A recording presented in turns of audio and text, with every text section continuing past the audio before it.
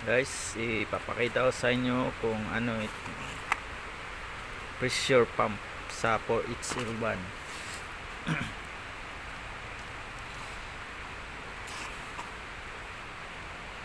Una, may timing to guys. Yung ano, ito yung timing niya.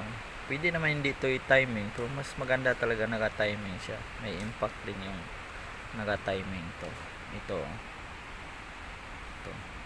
Kailangan nakatapat siya, tapos doon sa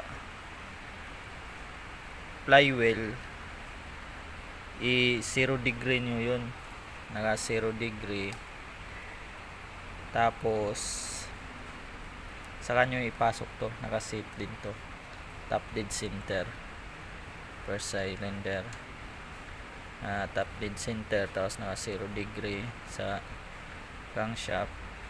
Saka nyo to ipasok, sabi yan pag pinasok nyo. Ito yung timing nya, kaya nakatama yan dyan. Tapos ito yung ECB, suction control valve. Ito may trouble din to. Yung trouble nito kaniwan, namamatay siya pag unang start. Pag malamig pa, hindi siya namamatay. Pero pag tinakbo mo, tapos nag-minor ka, tapos ano siya, biglang nawawala yung power, tapos pag in-accelerate mo, walang function, tapos biglang namamatay. Ito yung ano, kaniyang problema sa mga ganyan, yung namamatay yung ECB. Yan yung pinapalitan guys, hindi ito nare-repair. Tapos ito naman yung sa fuel temperature sensor.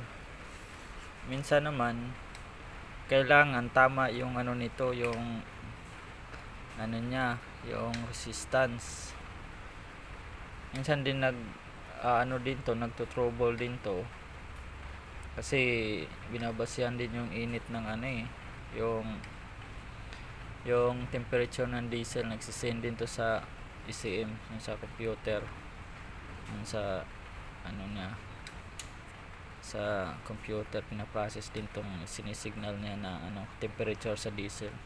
Kaya kailangan din tong ano, alam nyo yung ano, yung resistance niya, yung kasi ito pag chinek nyo to guys, pag ang resistance niya kunyari nasa 300 ohms, pag pinainitan nyo, pag chinek nyo to, painitan nyo yun ng ano, yung lighter, sindihan nyo yung sa dulo nya, tapos lagyan nyo ng tester dito sa ano na to, yung pin na yan, lagyan nyo ng ano, tester, tapos makikita nyo magbabago yung ano, yung resistance yan, buo yan pag ganyan. Kasi kailangan din chinecheck din to. Tapos meron tong ano guys, yung ano, yung strainer nya, merong strainer yan. Ito yung strainer nya guys, ito strainer, yung laman yan, ano yan to, yung tanggalin nyo to, yung alin, tapos makikita nyo may strainer yan sa loob. Yan kasi ano to yung marumi yan, na marumi din yan, yung linisan nyo rin to. Dali lang to guys, buksan nyo to, tapos may ano yan, o-ring, nabubunot yan, yung bubunot dito yung ano, yung strainer nya, pwede nyo linisan nya pag nagkalis kayo, kasi ang hirap to dukutin dito, basta-basta yung nadudukot pag nandun to sa ano sa loob. Tapos ano pa ba dito, may fittings to guys. Yung butas nito malaki yung fittings kaysa nandun sa ano, yung nakakabit sa common rail.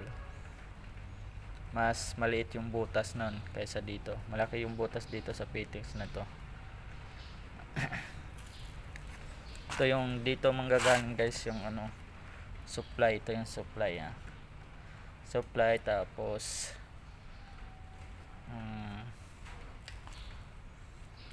ano to dito eh, return, tapos ito yung pressure ang papunta sa common rail. Ito yung pinaka supply niya, pressurize yung lumalabas dito, fuel.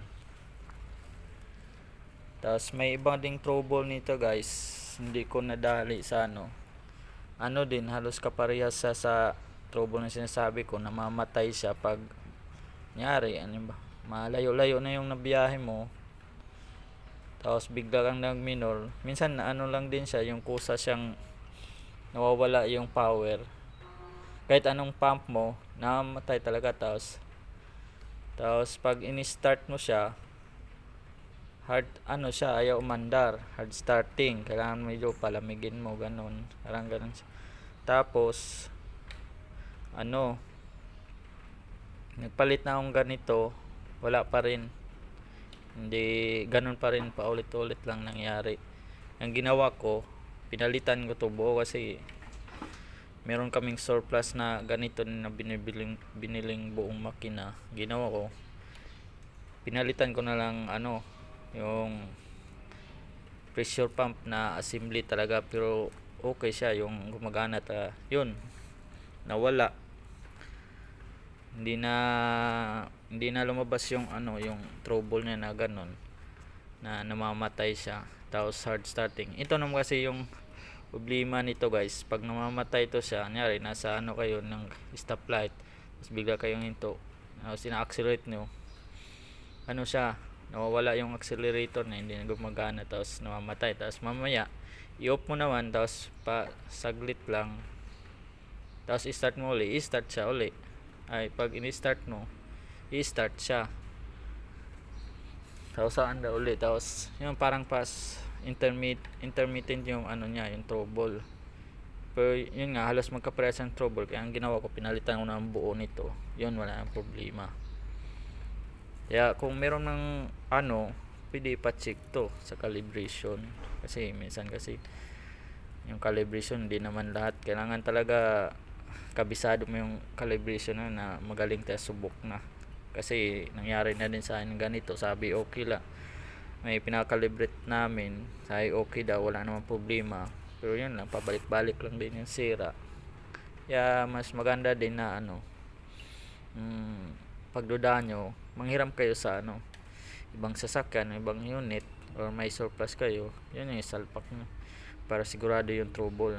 Kasi minsan gagastos ka ng malaki, hindi naman nare-repair, diba, hindi nila nakuha yung anong sira. Kasi minsan sasabihin na ano, kasi lahat guys, tinubol ko na yung mga electrical, mga problema, tapos in-scan na, okay naman yung mga reading na, wala namang problema sa mga sensor. Yan, yun na, pag-decide daw na palitan na ng buo, yun, sa anang Diyos na okay na. Kaya hindi na, hanggang ngayon wala na, hindi na lumalabas yung sira. Kaya yun lang guys, salamat. Please support my channel. Baguhan lang ako guys, ay matagal na ako guys, pero baguhan na ako sa, sinubukan ko lang kung okay ba magba-vlog. Yan lang guys, thank you.